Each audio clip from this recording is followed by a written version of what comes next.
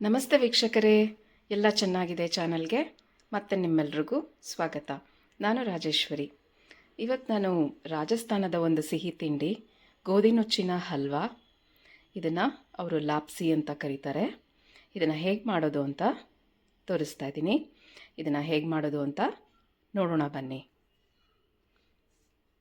ಮೊದಲಿಗೆ ನಾನಿಲ್ಲಿ ಒಂದು ಕುಕ್ಕರ್ಗೆ 2 ಟೇಬಲ್ ಚಮಚ ಆಗುವಷ್ಟು ತುಪ್ಪನ ಹಾಕ್ಕೊಳ್ತಾ ಇದ್ದೀನಿ. ನಾವು ಗೋಧಿ ನುಚ್ಚನ್ನು ಬೇಯಿಸ್ಕೋಬೇಕಾಗಿರೋದ್ರಿಂದ ನಾನು ಡೈರೆಕ್ಟಾಗಿ ಕುಕ್ಕರ್ನಲ್ಲೇ ಮಾಡ್ತಾಯಿದ್ದೀನಿ.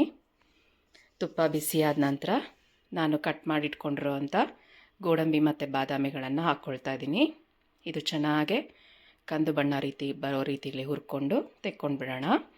ನೀವು ಯಾವುದೇ ಡ್ರೈ ಫ್ರೂಟ್ಸ್ನ ನಿಮ್ಗೆ ಇಷ್ಟ ಆಗಿರೋದನ್ನು ಸೇರಿಸ್ಕೋಬೋದು. ಹಾಗೆ ಒಣ ಕೊಬ್ಬರಿನ ಸಹ ಸಣ್ಣದಾಗೆ ಕಟ್ ಮಾಡಿ ಹಾಕ್ಕೊಳ್ಬೋದು. ಅದನ್ನು ಸಹ ಮಧ್ಯದಲ್ಲಿ ಫ್ರೈ ಆಗಿ ಪೀಸ್ ಸಿಕ್ಕಿದಾಗ ತುಂಬಾ ರುಚಿಯಾಗತ್ತೆ. ನೋಡಿ, ಇದು ಗೋಧಿ ನುಚ್ಚು ಈ ರೀತಿಯಾಗಿರತ್ತೆ.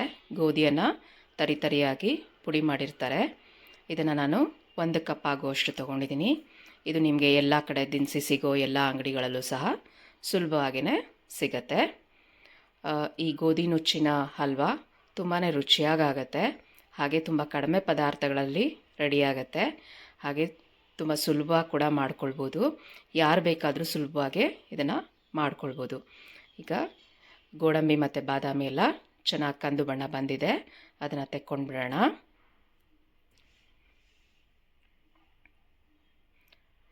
ಈಗ ಇದೇ ತುಪ್ಪಕ್ಕೆ 1 ಕಪ್ಪಷ್ಟು ಗೋಧಿ ನುಚ್ಚನ್ನು ತೊಗೊಂಡಿರೋದನ್ನು ಸೇರಿಸ್ಕೊಳ್ಳೋಣ. ಈ ಗೋಧಿ ನುಚ್ಚನ್ನು ಮೀಡಿಯಮ್ ಟು ಲೋ ಫ್ಲೇಮ್ನಲ್ಲಿ ಸುಮಾರು 5 ನಿಮಿಷಗಳ ಕಾಲ ಹುರ್ಕೋಬೇಕಾಗತ್ತೆ.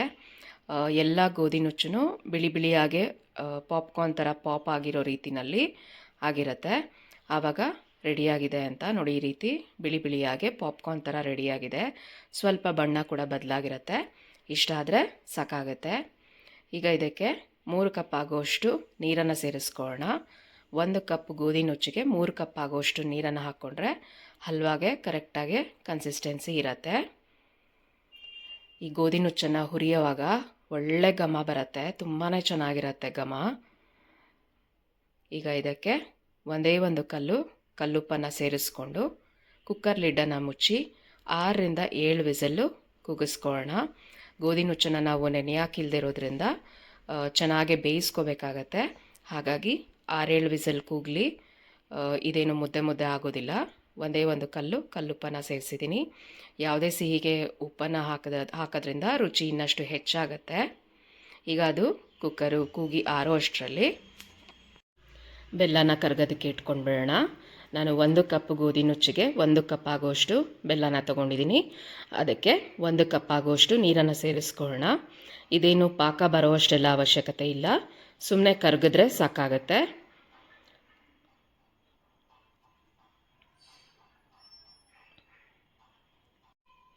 ಈ ರೀತಿ ಬೆಲ್ಲನ ಕರಗಿಸಿ ಹಾಕೋದ್ರಿಂದ ಬೆಲ್ಲದಲ್ಲೇನಾದರೂ ಕಸರಿದ್ರೆ ಅದನ್ನು ಸಹ ಹೋಗುತ್ತೆ. ನೋಡಿ, ಈಗ ಬೆಲ್ಲ ಚೆನ್ನಾಗಿ ಕರಗಿದೆ.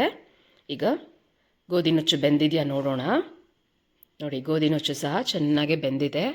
ಉದ್ರಿಯಾಗೇ ಇದೆ. ಮುದ್ದೆ ಎಲ್ಲ ಏನೂ ಆಗಿಲ್ಲ. ಈ ರೀತಿಯಾಗಿದ್ದರೆ ಹಲ್ವಾದು ಕನ್ಸಿಸ್ಟೆನ್ಸಿ ತುಂಬ ಚೆನ್ನಾಗಾಗತ್ತೆ. ಚೆನ್ನಾಗೆ ಹುರ್ಕೊಂಡಾಗ ಗೋಧಿ ನುಚ್ಚು ಈ ರೀತಿ ಬಿಡಿಯಾಗೆ ಇರುತ್ತೆ. ಇದಕ್ಕೆ ನಾವಿವಾಗ ಕರಗಿಸಿಟ್ಕೊಂಡಿರೋ ಅಂಥ ಬೆಲ್ಲನ ಶೋಧಿಸ್ಕೊಂಡು ಬಿಡೋಣ.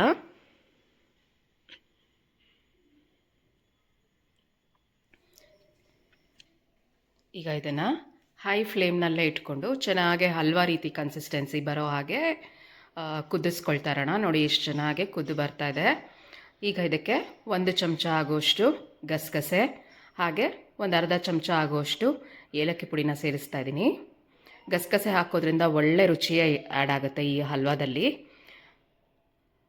ಇದನ್ನೇನು ಹುರಿಯೋಷ್ಟು ಅವಶ್ಯಕತೆ ಇಲ್ಲ, ಹೇಗಿದ್ರೂ ನಾವು ಬೇಯಿಸ್ತಾ ಇರೋದ್ರಿಂದ. ಹಾಗೆ ಮತ್ತೆ 1 ಟೇಬಲ್ ಚಮಚ ಆಗುವಷ್ಟು ತುಪ್ಪನ ಹಾಕ್ಕೊಳ್ತಾ ಇದ್ದೀನಿ.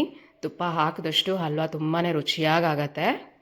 ನೀವು ಗೋಧಿ ನುಚ್ಚನ್ನು ಹುರಿದಾದ ನಂತರ ಅರ್ಧ ಗಂಟೆಗಳ ಕಾಲ ನೆನೆಯಾಕ್ಲೂಬಹುದು. ಸಮಯ ಇದ್ದರೆ ಇನ್ನಷ್ಟು ಮೆತ್ತಗೆ ಆಗತ್ತೆ. ಇಲ್ಲಾಂದರೆ ಇಮಿಡಿಯೇಟಾಗಿ ಸಹ ಮಾಡ್ಕೊಳ್ಬೋದು. ಇದನ್ನು ಮತ್ತೆ ಕುದಿಯೋದಕ್ಕೆ ಬಿಟ್ಬಿಡೋಣ. ಇನ್ನೇನು ಆಲ್ಮೋಸ್ಟ್ ಹಲ್ವಾ ಕನ್ಸಿಸ್ಟೆನ್ಸಿಗೆ ಬಂದಾಗಿದೆ ಅಂದ ನಂತರ ನಾವು ಕಡೆಯದಾಗಿ ಇನ್ನೊಂದು ಸಾಮಗ್ರಿನ ಹಾಕ್ಕೊಳ್ಳೋಣ. ನೋಡಿ, ಇನ್ನೊಂದೆರಡು ನಿಮಿಷಗಳ ಕಾಲ ಇದು ಚೆನ್ನಾಗಿ ಕುದೀಲಿ. ಈಗ ನಾನು ಕಡೆಯದಾಗಿ 2 ಚಮಚ ಆಗುವಷ್ಟು ಮಿಲ್ಕ್ ಪೌಡರನ್ನು ಹಾಕ್ಕೊಳ್ತಾ ಇದ್ದೀನಿ, ಹಾಲಿನ ಪುಡಿನ ಹಾಕ್ಕೊಳ್ತಾ ಇದ್ದೀನಿ. ನೀವು ಹಾಲನ್ನು ಸಹ ಸೇರಿಸ್ಕೊಂಡು ಬೇಯಿಸ್ಕೋಬೋದು ಬೇಯಿಸೋವಾಗ. ಆದರೆ ಬೆಲ್ಲ ಹಾಕಿದ್ರೆ ಹಾಲು ಕೆಲವೊಮ್ಮೆ ಒಡೆದೋಗೋ ಸಾಧ್ಯತೆ ಇರುತ್ತೆ. ಹಾಗಾಗಿ ಮಿಲ್ಕ್ ಪೌಡರ್ ಹಾಕ್ಕೊಳ್ತಾ ಇದ್ದೀನಿ. ಹಾಗೆ ಹುರಿದಿಟ್ಕೊಂಡಿದ್ದಂಥ ಗೋಡಂಬಿ ಬಾದಾಮಿನೂ ಸೇರಿಸ್ಕೊಂಡಿದ್ದೀನಿ. ಈಗ ಇದು ಮಿಲ್ಕ್ ಪೌಡರ್ದಷ್ಟು ಅಂಶ ಅಷ್ಟು ಚೆನ್ನಾಗೆ ಹಲ್ವಾದಲ್ಲಿ ಬೆರೆಯೋ ರೀತಿಯಲ್ಲಿ ಚೆನ್ನಾಗಿ ಕುದಿಸ್ಕೊಳ್ಳೋಣ. ಒಳ್ಳೆ ಟೇಸ್ಟ್ ಆ್ಯಡ್ ಮಾಡುತ್ತೆ ಮಿಲ್ಕ್ ಪೌಡರ್ ಹಾಕೋದ್ರಿಂದ. ನೋಡಿ, ಈಗ ಇನ್ನೇನು ಆಲ್ಮೋಸ್ಟ್ ರೆಡಿ ಆಯಿತು. ಇನ್ನು ಒಂದೇ ಒಂದು ನಿಮಿಷಗಳ ಕಾಲ ಕುದ್ದ ನಂತರ ಅದು ತುಪ್ಪ ಮೇಲೆ ಕಾಣಿಸೋವಾಗ ರೆಡಿಯಾಗಿರುತ್ತೆ. ನೋಡಿ, ಈಗ ಹಲ್ವಾ, ಗೋಧಿ ನುಚ್ಚಿನ ಹಲ್ವಾ ಅಥವಾ ಲಾಪ್ಸಿ ರೆಡಿ ಆಯಿತು. ನೀವು ಸಹ ಮನೆಯಲ್ಲಿ ಒಮ್ಮೆ ಈ ರೀತಿ ಗೋಧಿ ನುಚ್ಚಿನ ಹಲ್ವಾ ಮಾಡ್ಕೊಳ್ಳಿ. ಹೇಗೆ ಬಂತು ಅಂತ ಕಮೆಂಟ್ ಸೆಕ್ಷನಲ್ಲಿ ತಿಳಿಸಿ. ಇದೇ ರೀತಿ ಮತ್ತಷ್ಟು ಇಂಟ್ರೆಸ್ಟಿಂಗ್ ರೆಸಿಪೀಸ್ನ ನಾವು ನಮ್ಮ ಚಾನಲ್ನಲ್ಲಿ ಪೋಸ್ಟ್ ಮಾಡ್ತಾ ಇರ್ತೀವಿ. ಚಾನಲನ್ನು ಫಾಲೋ ಮಾಡಿ, ಲೈಕ್ ಮಾಡಿ, ಶೇರ್ ಮಾಡಿ. ಹಾಗೆ ಚಾನಲ್ಗೆ ಸಬ್ಸ್ಕ್ರೈಬ್ ಮಾಡೋದನ್ನು ಮರಿಬೇಡಿ. ನೋಡಿ, ಎಷ್ಟು ಒಳ್ಳೆ ಕನ್ಸಿಸ್ಟೆನ್ಸಿಲಿದೆ, ಬಿಡಿ ಬಿಡಿಯಾಗಿ ತುಂಬಾ ರುಚಿಯಾಗಿದೆ ಗೋಧಿ ನುಚ್ಚಿನ ಹಲ್ವಾ. ನೀವು ಸಹ ಮನೆಯಲ್ಲಿ ಮಾಡ್ಕೊಳ್ಳಿ, ಖುಷಿಯಾಗಿ ತಿನ್ನಿ, ಖುಷಿಯಾಗಿರಿ. Thank you for watching. ಧನ್ಯವಾದಗಳು.